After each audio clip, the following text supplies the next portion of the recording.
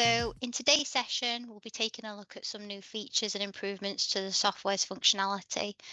So we'll look at task inheritance within projects and tasks, creating and managing dilutions, global item composition modification, find matching items, sharing baskets with other users, improvements to copy and paste functionality in the CDT, and enhancements to filtering within the CDT. So features like task inheritance and improved copy and paste functionality reduce the manual effort and repetition. Tools such as the global item composition modification and dilution management help ensure consistency and reduce the risk of errors. Sharing baskets with other users makes it easier to work together and streamline workflows, so more collaborative work. The Find Matching Items feature allows users to quickly locate relevant data, and then improvements to filtering in the CDT and overall functionality make the system a bit more intuitive and easier to navigate. So if we have a look at Formpak, okay, so before we begin, I'll just go over the new Formpak support portal that we've got. Okay, so you're probably familiar with how it works. So if you type the area that you need a bit of assistance with and you type it in, if you spell it correctly, then it'll bring up all the matching articles that contain that word. Okay, go back into it. You can also have a look at the support and training videos as well. So it takes you to our YouTube channel and it's got all the previous recordings of all the training sessions. So that's super useful. And then we've got training plans as well. So training plans for very specific areas in Formpak. Let's get rid of that.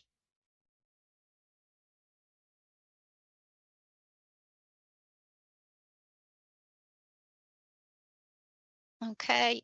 And we've got support requests. So if you can't find the information that you're looking for on the support centre, then you can always send us a support request and it'll come into our inbox and we'll be able to answer your questions. We've got key updates. So it's a spreadsheet that contains all the application changes. So any bug fixes or any new functionality that we've added, they'll be included in the list. And then we've got downloads, which is the GHS poster, which is really useful if you're adding information from suppliers' safety data sheets. So you might want to print that off. And then we've got news articles and also just a training overview of the training and support. Okay, so if we go into Formpak, and we'll begin with task inheritance within projects and tasks. So a project is used to manage a piece of work, such as product development, sampling, or documentation requests. So if we have a look at a project template,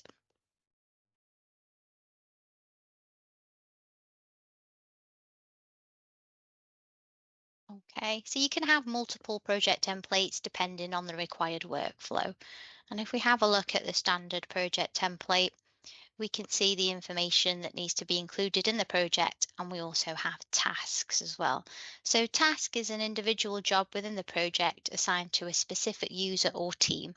And this project template includes tasks for product selection, which you use to find items from existing library to choose the suitable items, product development to create suitable formulations, and sample to prepare samples for customers. So projects organise the overall work, while tasks are the specific actions needed to complete it. So let's have a look at the task product selection. And if we just view a task type, and then we just edit it. Okay, so we can see the key details here of what's required and the behavior required and information within the task. So if we have a look at the inheritance tab, okay, we can see on the inheritance tab that it's got a blue tick. And the blue tick means that if a task is still in begin state, that task will inherit the selected details from the project. So if the project details are changed after the project has been saved, any ticked inheritance fields will update the task automatically if the task is in begin status. So if the inheritance is set to no, then the listed project details will not be inherited by the task when the project's changed, but we want it to yes. Okay, so task inheritance is designed to keep tasks aligned with project level information, and this is especially useful where project details change after the project has already been created. For example, the customer details, the application, or sample detail, and rather relying on users to manually update every task, inheritance can allow selected task details to follow the project. So let's see it in action.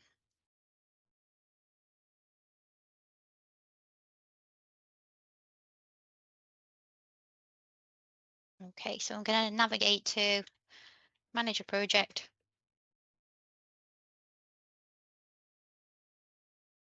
and I'm going to put my project number in.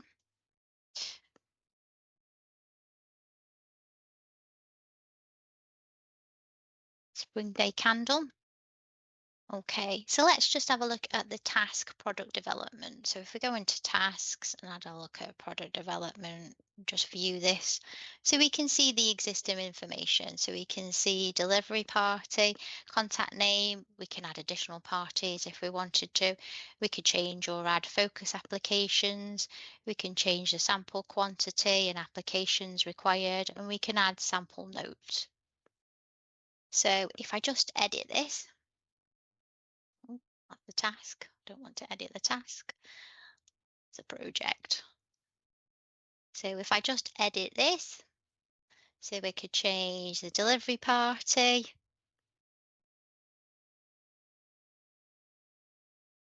I can change the contact name,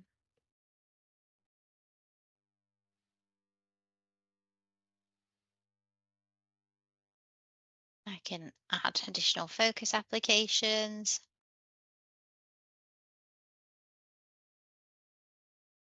I can amend the existing ones, I can add additional sample details,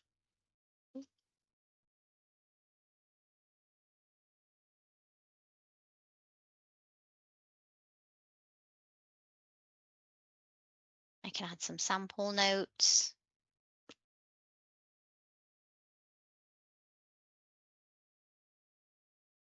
Okay, and then if I click save, we can see that we get the inheritance box. Okay, so this shows us which tasks will be updated via the settings on the inheritance tab on the task type that we just had a look at. However, you can customize the inheritance behavior, but the user will need the operation permission, permit modify which task attributes are updated when managing a project. So without that permission, the inheritance follows the default rules assigned to each task type. So if we select continue and we view this project, okay, and then have a look at the tasks.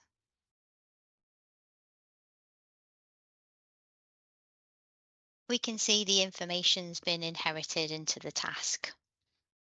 Okay, so task inheritance is useful because the relevant task can inherit the updated details, avoiding inconsistencies between the project and individual tasks. It reduces manual updates across multiple tasks, and it helps project managers keep project and task information aligned. It reduces the risk of users working from outdated task details. And without inheritance, project updates can be missed at task level. That can lead to evaluators or the lab acting on older information. So the task inheritance helps maintain a single consistent direction for everyone involved in the project. So that is task inheritance. So the next thing we're going to have a look at is creating and managing dilutions. So it's a super useful feature. You can create, search, and report on raw material dilutions. So the dilution feature allows better management of raw material dilutions and faster addition of dilutions during formulation development. And this is useful where raw material is routinely used at a defined concentration in a solvent, and users need to identify, select, and manage those diluted versions. So there is a bit of initial setup required. We need to set the relevant raw materials as solvents, and we also need to set the relevant items as dilutions. So this can be done manually, or Formpak can assist, which might be particularly useful if you have a large number of dilution formulations. So we need to specify a raw material as a solvent. on the key details tab of a solvent. So if we navigate to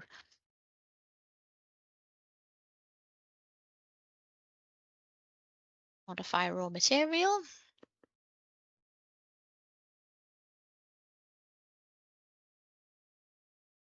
and import our solvent,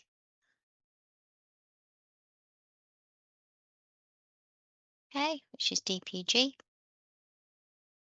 Okay, so if we scroll down here on the key details tab, we can see that it says is a solvent. And if we save it, then we're telling the system that this is a solvent. And we need to complete this for each raw material solvent, and this allows Formpak to recognize those materials when it's creating and searching for dilutions. Okay, so now we need to add a dilution. So we just navigate to add a new formulation.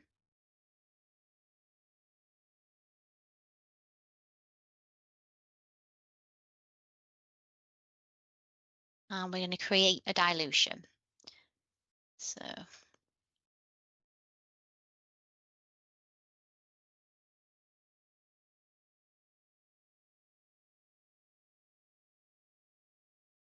it's going to be fragrance dilution, and I'm just going to choose an automatic and just save. It takes me into the CDT. So I import my raw material. So Rose Absolute. Okay, so we can already see the droplet icon, so we know there are existing dilutions for that raw material. We just click on it, it opens them up and shows them to us. So if we add our concentration, so it's going to be 20, and then we're going to add our solvent.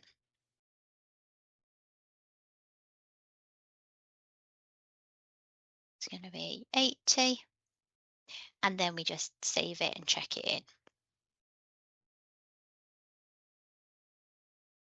Okay, so a dilution is created as a formulation containing the active raw material and the solvent, and then saving it and checking it in makes the composition current and available.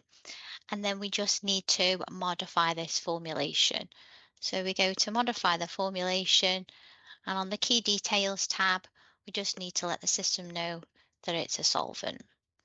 Okay, so it's a dilution rather. So if we set that as yes, then we can see that the concentration amount, the dilution item, the solvent item fields are all populated for us. So then we just click save. Okay, and that's been created. So let's look at a dilution indicator in the CDT. So if we view a formulation's composition,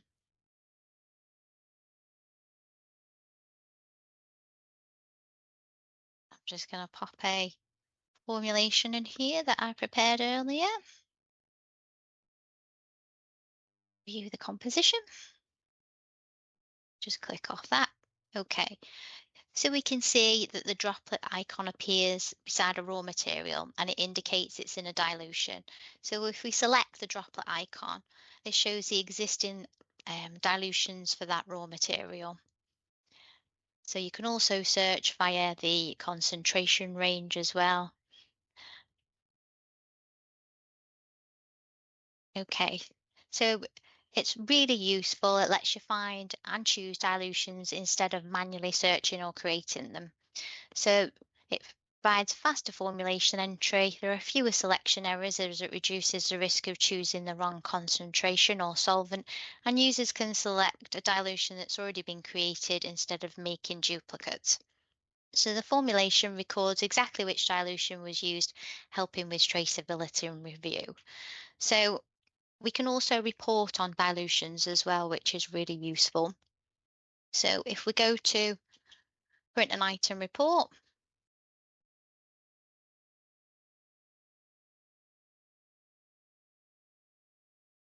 okay, and then we select our item type. So it's going to be raw material dilutions report. And if we wanted to, we could also enter an item or choose items from a basket, or optionally use the item class. But we're just going to choose raw material dilutions report as is, and we're just going to print it.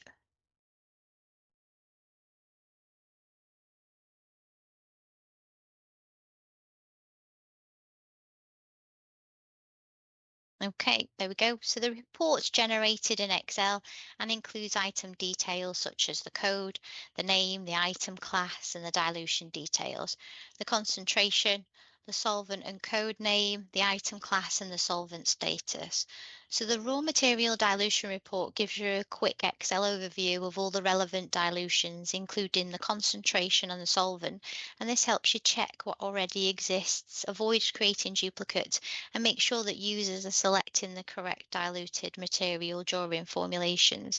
And also, because it's in an Excel spreadsheet as well, it's very easy to manipulate the data and data sort it. So that's a super useful report. Okay. So the next area that we can use to report on is find matching items. So if I open find matching items,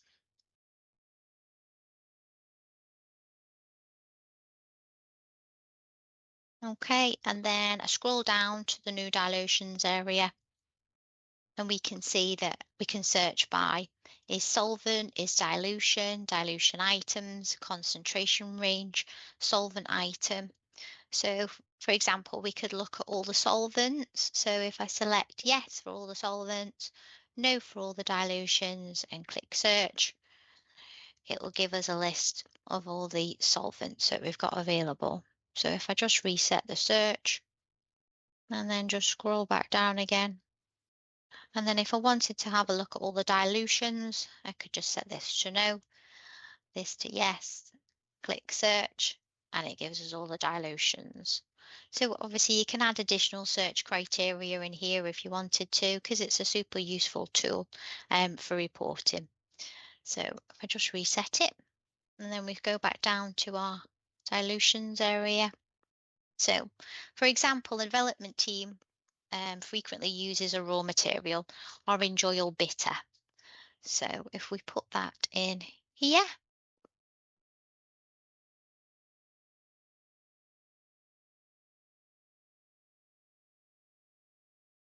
okay, and they frequently use it in DPG. So pop that in here. We could also include a concentration range if we wanted to. So if I just hit search, and then it gives the system returns the results for the dilutions in DPG for that particular orange oil, which is useful. So it makes diluted raw materials easy to identify. It supports reporting on dilution usage, and it helps users find existing dilutions instead of recreating them. So it improves consistency and cross-development work. So dilutions are often created to improve handling, dosing, accuracy, or safety, and managing them clearly in Formpak helps development and regulatory users understand what is being used and at what concentration. So these reporting tools are useful for the next topic as well. So if the composition of a dilution is modified, such as in the global item composition modification, the dilution status is removed. So it's important that you report on those items so you know which ones have the status of the dilution's been removed. So global item composition modification, G title, we navigate to that. Okay, so this allows users to replace one raw material for another across all or selected compositions. So it's a powerful tool, so use it very carefully and review the list and add composition version comments if necessary. So this now has the ability to select which items to modify by conditions on their cross-reference. So if they've been sold or sampled. So the sold or sampled information can be entered directly into Formpak via the cross-reference, sent from an external ERP or production system, or populated from Formpak project area where sample and project activities managed. So the filters help control which formulations are included based on customer activity, such as who the formulation was sold or sampled to, when it was last sold, when it was last sampled, and whether it's never been sold or whether it's never been sampled. So use these filters carefully before applying the global replacement, and the results depend on the customer cross-references and the last sale or sample dates recorded against those formulations. So for example, a raw material needs to be replaced. However, we don't want to update every single formulation. We just want to identify the formulations that have been recently sold or sampled within the last 12 months. So if I pop the original item in here, okay, and then the replacement item, and then just go from January 2025 to today.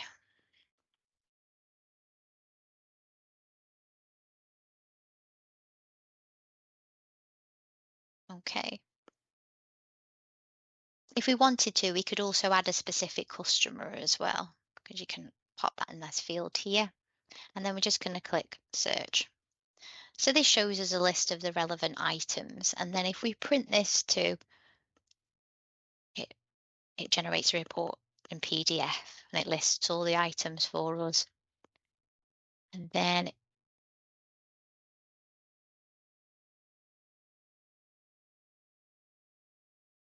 if we hit replace, it asks us if we want to proceed with the global item composition modification. And if we click yes, then it replaces the original item with the replacement item for us. And if we select the link, then it gives us a summary of all the compositions that have been updated. So you might want to save this summary for your records, and the updated compositions will have their composition version numbers incremented. So this is a great tool for targeting specific items, and you can also focus the change using compositions to modify panel. So if we have a look at the compositions to modify panel, there we go, compositions to modify. Okay. This include targeting a single formulation, a range of formulations, raw materials, or a specified item class as well. So the composition version comment field is important for traceability, and you can use it to explain why the global change is being made. So this can be seen in the composition tab of view a formulation or view a raw material. So instead of manually finding and editing every affected formulation, global item composition modification can replace the required item in the appropriately selected compositions. So this saves time when replacing ingredient across many compositions. It reduces manual editing errors and automatically increments the composition version numbers. So it's super useful for supplier changes, material discontinuation, reformulation or approved substitutions, and it gives users a controlled way to make a wide-reaching changes while preserving the historical records. So the next area that we're going to have a look at is find matching items. So if I navigate back to find matching items again, okay. So this is one of the most useful search tools in Formpak. It allows users to search by many different search criteria and then report the results in different formats with a customized information and report. So we had a brief look when we were looking at reporting on dilutions, but you can also use it any area to report on. So you can search for items for commercial, regulatory and customer related purposes. And you might have noticed it now includes additional fields such as baskets. So you can search via a basket. So this lets a user search using the contents of a basket. And a basket is saved a working list of items such as raw materials or formulations, and it can be reused in different form pack functions. So each user has 100 baskets available, and they can now also be shared with another user, but a bit more on that later. So you might have a basket containing 40 items or so. Where is my basket that contains 40 items? Okay, well, let's create a basket. So,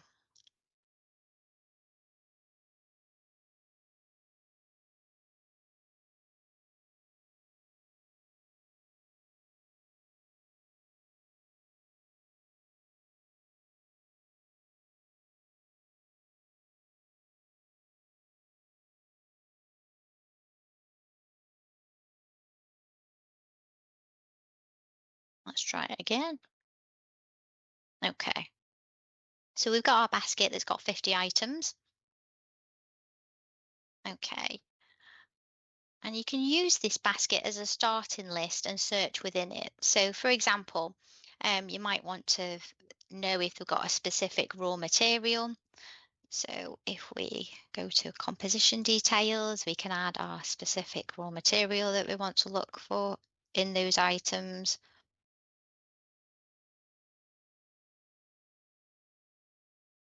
Okay, and you might want to be interested in if a specific property, such as whether it's an allergen or it might flash point. You might have to have a specific flash point for transport purposes. So if we put flash point in here, so greater than or equal to 65, you might want it to be suitable for a certain application.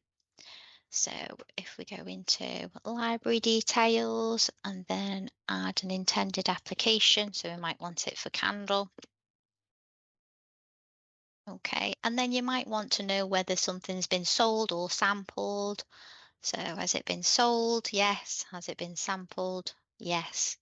And then if we hit search, okay, it gives us a list of search criteria that would match of what we've requested. Okay, I'll just reset the search.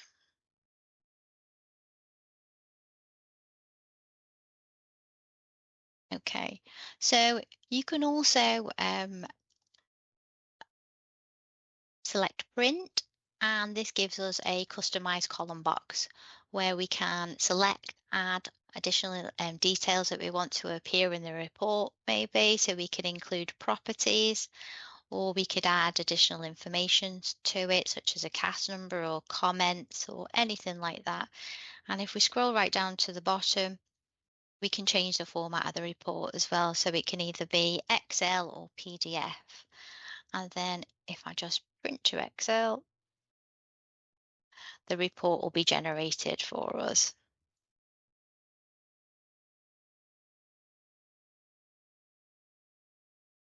There we go, and there's our report. And it's useful in the Excel format because again, that you can data sort it.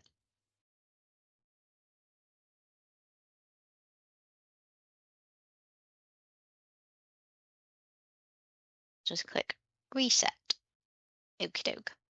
So searching from a basket lets users narrow the search to a known group of items instead of searching the whole list of items. And this is especially helpful when reviewing customer ranges, project items, or groups of products already identified elsewhere in Formpak. So baskets are designed to hold items, parties, cross-references, and project properties so they can be moved between different areas in the application. And also now we have the additional field alternative code. So code field lets users search for items using an additional code recorded against the item rather than only the main item code or name. So also as well, you can use experimental code and the short name as well. So if, for example, a user only knows the supplier or legacy code, then they can search by alternative code and still find the correct item. So this is useful where users work with supplier codes, legacy codes, or imported ERP codes, or even older internal references. It reduces the need to know the exact formulation and form pack item code. Has print alternative item. So has print alternative item. This field allows users to search for items based on whether they have a print alternative item assigned or not. So it has the option yes, no, or any. So for example, yes, find items that do have print alternative item. No, find items that don't have one. Or any, you don't want it to affect the search conditions. So it's useful because it helps users identify which items have alternative item details used for printing or reporting. For example, regulatory or customer service user might want to check which products have print alternatives before producing customer documents. So a practical use would be show me all the formulations for this item class that have print alternative item assigned so we can review whether they are the correct customer facing Hmm. Item will be used on the printed document. So print alternative item, which is here. So what that means, so this is closely related to has print alternative item, and print alternative item in the key details tab of an item is used to print a different item name, code or description on documents instead of the main internal item details. It's also commonly used for alternative or legacy items or substitute materials on labels or documents. So the print alternative item field in Find Matching Items lets you search for specific item recorded as a print alternative item. So, for example, several internal formulations are set to print using a common alternative item for customer documents, and you could search for those items where the print alternative item is applied. So, this is helpful for reviewing document behavior, customer facing product identity, or identifying items linked to the same print alternative item. Okay, and we've also got modification of. So the modification of field lets users search for items that were created as a modification of an existing item. And this is linked to item to modify in the CDT as a chosen item when creating a new modified version. So for example, fragrance flowers. So if we pop that in there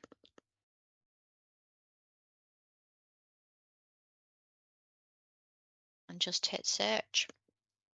Okay, it might have been used as a starting point for several modified versions, and this helps us identify the formulations created for that original item. So use modification of when you want to find all the items that were created from a particular starting formulations. Okay, and find matching items can also be used for checking suitability if you have the relevant suitability module. And according to your search criteria, you can select the items, then check suitability, and this assesses each item against the compliance criteria requested. So if we just check suitability for this, and we can pop a customer in there and select check suitability. Oh, it's invalid. Try it without the customer. There we go. And then we get either a pass or a fail. So the pass is a green tick and the fail is a red cross. Okay, so it leads us on to our next topic, baskets. So find matching items works closely with baskets, and from the search results, users can add items to a basket. So we can add to a basket. Oh,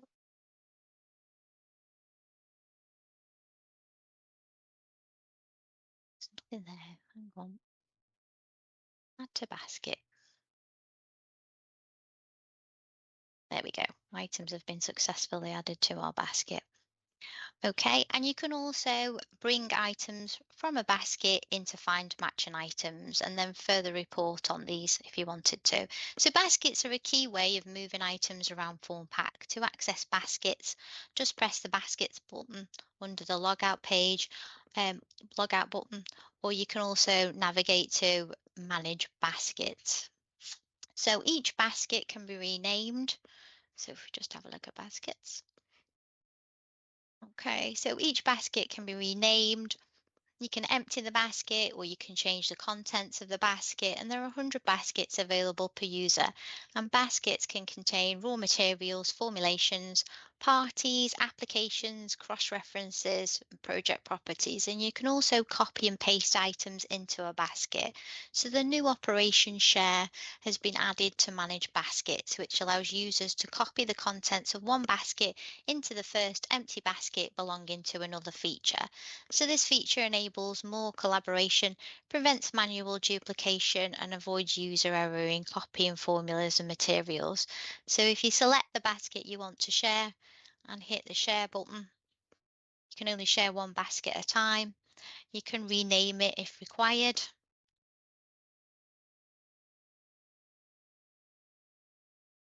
Okay, and then you can pop in the user who you want to share it to. Oh, I'm logged in as Tom. That's why. There we are. I'll share it with me. Okay, there we go. So if I log on as another user and log in as me,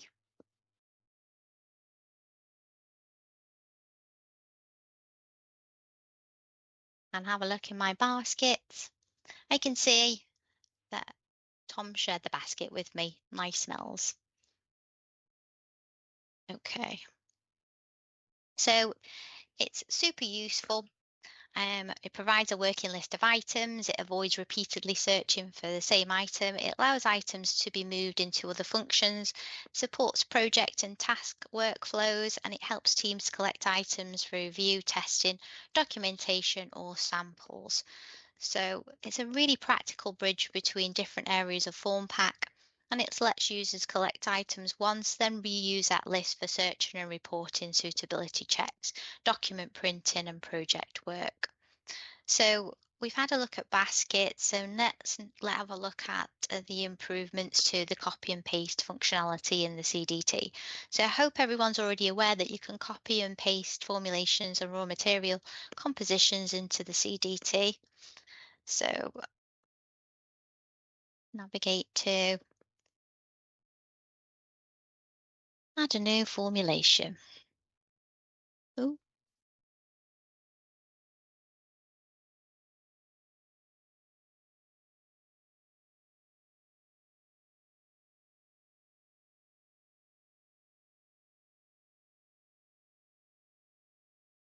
just choose a manual code sequence and then save. And then if we get some data, so,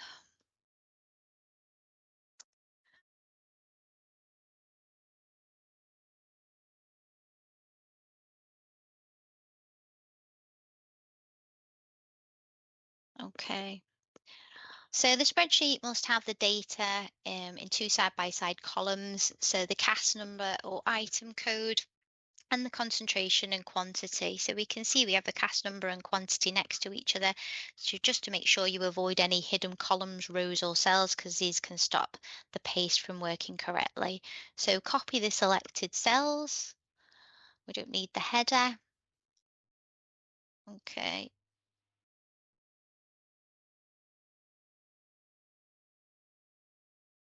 And then we go back into Formpak and then we just click paste and there we go. Our items have been pasted. So we can see that if we have more than one item that's got the same CAS number, Formpak doesn't just silently select the item. Instead, in the CDT, the three dots are displayed. So if we click on the dots, a drop-down list with the same CAS number appears, and it allows you to review the options and choose the correct items, which is really useful. Okay, because previously, if more than one item had the same CAS number, Formpak would automatically select the item without showing what other matches were available, and this could lead to the wrong material being selected. So the enhancement improves accuracy by preventing incorrect material selection when duplicate CAS numbers exist, and clearly displaying all possible matches. It also reduces the risk and improves data reliability. So this massively improves accuracy, reduces the risk of selecting the wrong material, and gives you a better control and improves data reliability when duplicate CAS numbers exist. So while we're in the CDT, let's have a look at some of the enhancements to the filtering. So let's just add a new row and start typing, and then Smart Search will pop up. Okay, so filtering with these in the CDT helps us find the right materials faster and avoid selecting inappropriate items. And this is especially useful in systems with large number of raw materials and formulations, item classes and dilutions. So if we type a code or name into the ingredient field, Formpak instantly searches and returns possible matches, and the default search looks at the item code, the item name, and includes formulations and raw materials. And if the required ingredient isn't shown, then you can use deep search. Okay, and the search additional fields such as CAS, EC number, short name, alternative code, chemical name, common names, cross-reference codes, and other synonyms as well. And you can also add those columns to appear in the smart search by selecting the columns. And then if we select those and then save as default, it'll appear every time that we're in the CDT. Okay, and the CDT search users can also change the search by formulations or raw materials. And that's useful when users know the type of component that they want to reduce the result. So also we can search via item class as well. So we can filter the results by item class. So this is useful where a user has access to many different item classes but only wants to formulate with a defined subset. So for example, a fragrance developer might want to restrict the search to fragrance raw materials and exclude unrelated item classes. Okay, and then the dilution functionality. So the dilution functionality, Smart Search in the CDT includes the option to filter results for dilutions. So dilutions can be included or excluded from the results. So these changes reduce the number of irrelevant searches, makes formulation entry faster, helps avoid selecting the wrong settings, and also supports cleaner formulation workflows in large systems. So, in a large form pack system, the challenge is not only whether the item exists, but whether the user can find the correct version. So, CDT filtering helps users select the right material with fewer mistakes. So if we have a quick recap, we had a look at task inheritance, which helps project and task information stay aligned, dilution management, so makes diluted raw materials easy to create, find, use and report. The global item composition modification supports controlled ingredient replacement across selected compositions. Find matching items helps users search and report on the items. The baskets help users move items between functions and support collaborative workflows, and the copy and paste function in the CDT reduces manual formulation entry, and the results are more transparent. And the CDT filtering helps users find the right ingredient faster. So the main benefit across all these features is better control with less effort. So I hope you found the training session super useful.